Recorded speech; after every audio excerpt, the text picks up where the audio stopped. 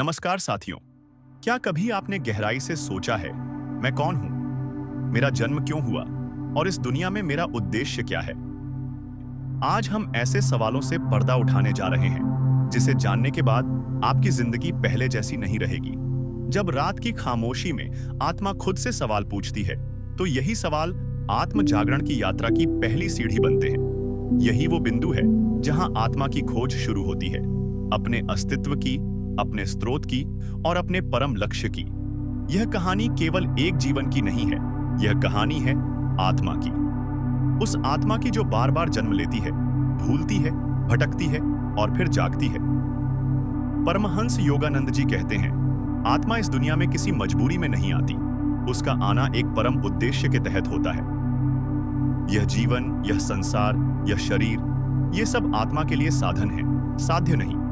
आत्मा अमर है, शाश्वत है और इस दुनिया में उसका आना एक दिव्य लीला का हिस्सा है। लेकिन जब आत्मा इस संसार में आती है तो वह एक पर्दा ओढ़ लेती है, माया का पर्दा। यही माया उसे उसकी असली पहचान से दूर कर देती है। यही भूल आत्मा को दुखों के चक्रव्यूह में फंसा देती है। लेकिन सवाल यह है, अगर आत्मा इतनी दिव्य है तो वह भूलती क्यों है? और यह भूल आखिरकार उसे क्या सिखाना चाहती है? कल्पना कीजिए एक लहर की जो समुद्र से उठती है। उसका जन्म समुद्र से होता है, उसका अस्तित्व समुद्र में है और उसका अंत भी समुद्र में ही है। पर कुछ पलों के लिए वह खुद को अलग मानती है। यही आत्मा की कहानी है। आत्मा परमात्मा से उठती है, इस संसार में आती है, अनुभव करती है, सीखती है और फिर लौट जाती है। लेकिन यह यात्रा आसान नहीं होती। यह एक गहरा भ्रम है, ऐसा नाटक जिसमें आत्मा किरदार निभाते निभाते खुद को ही भूल जाती है। यही लीला है, परमात्मा की लीला। जब आत्मा गर्भ से इस संसार में उतरती है तो वह अपने घर की स्मृति लिए होती है, पर जैसे ही वह शरीर की सीमाओं में प्रवेश करती है, उसकी चेतना पर परतें चढ़ने लगती हैं। मोह, इच्छा, भय, लालच, संबंध, ये सभी परतें आत्मा की मूल चेतना को ढक देती हैं। यह ढकाव इतना धीरे धीरे होता है कि आत्मा खुद को ही भूल जाती है। वह मानने लगती है कि यही जीवन है, यही सच्चाई है। यही भूल उसे जन्म और मृत्यु के चक्र में बांध देती है। लेकिन हर आत्मा के भीतर एक बीज होता है, परमात्मा की ओर लौटने का। यह बीज कभी दुख से अंकुरित होता है, कभी प्रेम की पीड़ा से, कभी अकेलेपन से, कभी मौत के भय से। और जब आत्मा के भीतर यह सवाल उठता है, मैं कौन हूं, तो समझिए कि उसकी नींद टूट रही है। यही वह झटका है जो आत्मा को उसकी यात्रा की ओर मोड़ देता है। यह यात्रा है भीतर की ओर। लेकिन यह यात्रा कोई साधारण यात्रा नहीं है। यह कठिन है, कंटीली है और कई बार आत्मा फिर से सो जाती है। परमहंस योगानंद जी कहते हैं, ईश्वर तक पहुंचने का सबसे शुद्ध साधन है ध्यान। ध्यान वह पुल है जो आत्मा को उसके बाहरी अस्तित्व से जोड़कर भीतर के स्रोत तक ले जाता है। जब आप ध्यान में बैठते हैं तो आप शरीर नहीं होते, विचार नहीं होते, भावना नहीं होते। आप होते हैं एक साक्षी, एक शांत दृष्टा। यही दृष्टा ही आत्मा है। यही वह खामोशी है जो सबके बीच भी स्थिर रहती है। लेकिन ध्यान के रास्ते पर मन बाधाएं डालता है। वह कहता है, कुछ नहीं हो रहा, यह सब बेकार है। लेकिन अगर आत्मा धैर्य रखे, लगातार प्रयास करे, तो धीरे धीरे उसके ऊपर चढ़ी परतें उतरने लगती हैं। पर ध्यान ही एकमात्र रास्ता नहीं है। प्रेम भी एक राह है, सेवा भी एक साधना है। मीरा ने कोई ध्यान नहीं किया, उन्होंने बस कृष्ण को पुकारा, पूरे प्रेम से, पूरे समर्पण से। और वही प्रेम उनकी आत्मा की परतों को जला गया। एक मां जब पूरी श्रद्धा से अपने बच्चों की सेवा करती है तो वह भी आत्मा की जागृति का मार्ग बन सकती है। जब कोई व्यक्ति अपने कर्म में इतना लीन हो जाए कि उसका मैं मिट जाए तो कर्म भी ध्यान बन जाता है। यही कारण है कि परमहंस योगानंद जी ने ध्यान, भक्ति और सेवा तीनों को साधना का मार्ग बताया। हर आत्मा की नींद टूटने का समय अलग होता है। किसी को प्रेम झकझोरता है, किसी को मृत्यु, किसी को कोई दुर्घटना। लेकिन जब वह जागने लगती है तो एक गहराई से पूछती है, क्या मैं यही हूं? यह सवाल आत्मा की पहली चेतना है। यही सवाल उसकी स्मृति को लौट आता है। जैसे जैसे आत्मा भीतर उतरती है, वह जानने लगती है कि मैं शरीर में रहती हूं, लेकिन मैं शरीर नहीं हूं। मैं मन का उपयोग करती हूँ लेकिन मैं मन नहीं हूँ। मैं भावनाएं देखती हूँ लेकिन मैं भावनाएं नहीं हूँ। मैं आत्मा हूँ, शुद्ध चेतना। यह पहली याददाश्त होती है आत्मा की, लेकिन यह केवल शुरुआत है। अब सवाल है, क्या आत्मा इस दुनिया में रहते हुए पूरी तरह से जाग सकती है? क्या वह संसार में रहकर भी परम तत्व को पा सकती है? उत्तर है हाँ। परमहंस योगानंद जी इसका सबसे सुंदर उदाहरण है। उन्होंने ध्यान की ज्योति को पश्चिम की गलियों में जलाया। वह न्यूयॉर्क की सड़कों पर चलते हुए भी भीतर समाधि में टिके रहते थे। उन्होंने कहा, योग संन्यास नहीं है।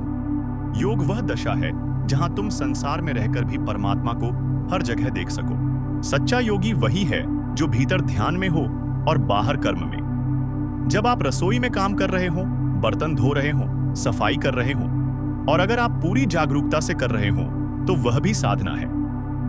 यही कारण है कि योगानंद जी के आश्रमों में ध्यान के बाद सेवा अनिवार्य थी, क्योंकि ध्यान में जो शांति मिलती है वह सेवा में उतरनी चाहिए। यदि वह भीतर की खामोशी कर्म में नहीं उतरी तो वह अहंकार बन जाएगी। तो क्या आत्मा का जागरण संसार छोड़ने में है? नहीं, आत्मा का जागरण संसार में रहते हुए होता है। घर आश्रम बन सकता है, पत्नी ईश्वर की छवि हो सकती है, बच्चे सेवा का माध्यम बन सकते हैं। जब आत्मा यह जान जाती है कि वह इस दुनिया में अभिनय करने आई है तो वह निभाती है लेकिन जुड़ती नहीं। वह रिश्ते निभाती है लेकिन उनमें खोती नहीं। यही टिकाव उसे परम स्थिति में स्थिर करता है। लेकिन यह चेतना एक दिन में नहीं आती। यह साधना मांगती है, सतत प्रयास, प्रेम, त्याग और समर्पण।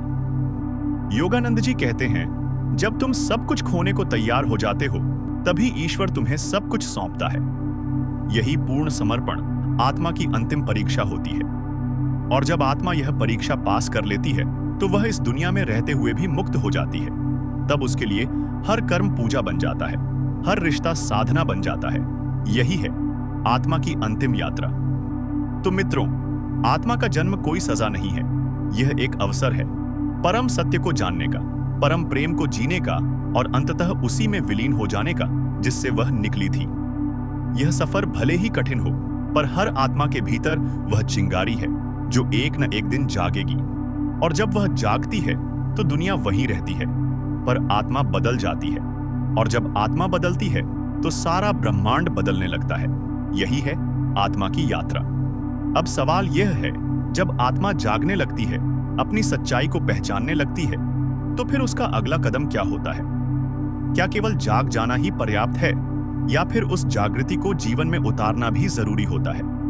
आत्मा जब पहली बार जागती है तो उसके भीतर एक हलचल शुरू होती है। वह अचानक से सब कुछ बदल देना चाहती है। उसे लगता है कि इस दुनिया में कुछ भी असली नहीं है। लेकिन यही वह पड़ाव है जहां सबसे ज्यादा धैर्य की जरूरत होती है, क्योंकि आत्म जागृति का अर्थ यह नहीं कि हम सब कुछ त्याग दें, बल्कि यह कि हम हर चीज को एक नई दृष्टि से देखना शुरू करें। यही दृष्टि परिवर्तन है आत्मा की अगली परीक्षा। जागी हुई आत्मा को सबसे पहले सामना करना पड़ता है अपने पुराने संस्कारों से। वह देखती है कि उसकी आदतें, उसकी इच्छाएं, उसका मोह अब भी उसके साथ हैं। उसे लगता है कि अब तो मुझे सत्य का पता चल गया, तो ये सब अपने आप छूट जाएंगे। लेकिन ऐसा नहीं होता। आत्मा के ऊपर वर्षों के, जन्मों के संस्कार होते हैं, और उन संस्कारों को काटने के लिए उसे अपने भीतर उतरना होता है हर रोज। ध्यान अब केवल एक अभ्यास नहीं रहता, वह जीवन का आधार बनता है। जैसे जैसे आत्मा भीतर उतरती है, उसे यह भी एहसास होता है कि केवल अकेले ध्यान करना पर्याप्त नहीं है। उसे अपने कर्मों को भी पवित्र बनाना होगा। अब वह अपने हर काम में ईश्वर को देखने लगती है, चाहे वह खाना बनाना हो या किसी की मदद करना। अब सेवा उसकी साधना बन जाती है। पहले वह काम करती थी अपने लिए, अब वह करती है परमात्मा के लिए। पहले वह संबंध निभाती थी मोह से, अब वह निभाती है करुणा से। यही बदलाव है जो आत्मा को भीतर से बदलता है। पर यह बदलाव हर किसी के लिए आसान नहीं होता। कई बार आत्मा फिर से भ्रम में पड़ जाती है। उसे लगता है कि क्या यह सब सच है? क्या यह ईश्वर, आत्मा, मुक्ति, ये सब केवल कल्पनाएं हैं? यही वह मोड़ होता है जिसे योग में अवसाद की रात कहा गया है, the dark night of the soul. जब आत्मा आधे रास्ते तक आ चुकी होती है लेकिन मंजिल अभी दूर होती है, जब वह पीछे नहीं लौट सकती और आगे का रास्ता धुंधला होता है, यही वह समय है जब उसे सबसे अधिक विश्वास की जरूरत होती है, अपने भीतर के दीपक पर। इस अवसाद की रात से निकलने का केवल एक ही तरीका है, समर्पण। जब आत्मा कहती है, हे प्रभु, अब मैं कुछ नहीं जानती, जो भी होगा वह तुम्हारी इच्छा से होगा, तभी भीतर एक नया द्वार खुलता है। यही वह द्वार है जहां आत्मा पहली बार परमात्मा को अपने भीतर महसूस करती है, एक कंपन, एक तरंग, एक प्रकाश के रूप में। अब आत्मा जानने लगती है कि उसकी यात्रा केवल उसके लिए नहीं थी। वह जो सीख रही है वह अब दूसरों के लिए भी एक दीपक बनती है। उसका जीवन अब एक मिशन बन जाता है। अब वह केवल खुद की मुक्ति की बात नहीं करती, वह औरों को भी उस मार्ग पर ले जाना चाहती है। यही वह अवस्था है जिसे महापुरुषों ने साधु, गुरु या योगी की अवस्था कहा है। अब आत्मा एक माध्यम बन जाती है ईश्वर की करुणा को इस संसार तक पहुंचाने का। पर यह भी अंतिम लक्ष्य नहीं है। अंतिम लक्ष्य है पूर्ण विलय। जब आत्मा यह जानती है कि वह परमात्मा से अलग कभी थी ही नहीं, जो अनुभव वह अब तक कर रही थी वह एक यात्रा थी याददाश्त की, लेकिन सच्चाई यही थी कि वह सदा से उसी परम सत्य का अंश थी।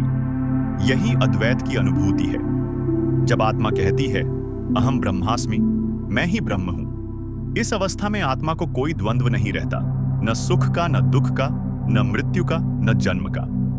वह अब संसार में रहते हुए भी मुक्त होती है। यही है जीवन मुक्त अवस्था के लिए खींच लाती है।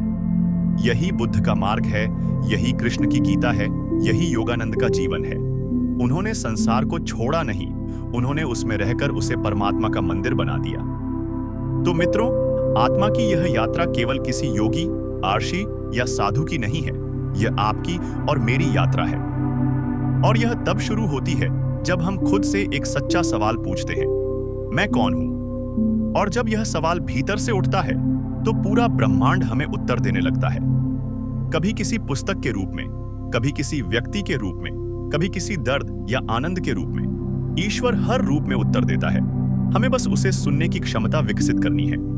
यही आत्मा की यात्रा है, अनंत परंतु पूरी, रहस्यमय परंतु सरल, कठिन लेकिन सुंदर। और सबसे खास, यह यात्रा आपके भीतर ही है, बाहर कहीं नहीं। आपको हमारी यह वीडियो कैसी लगी कमेंट में जरूर बताएं।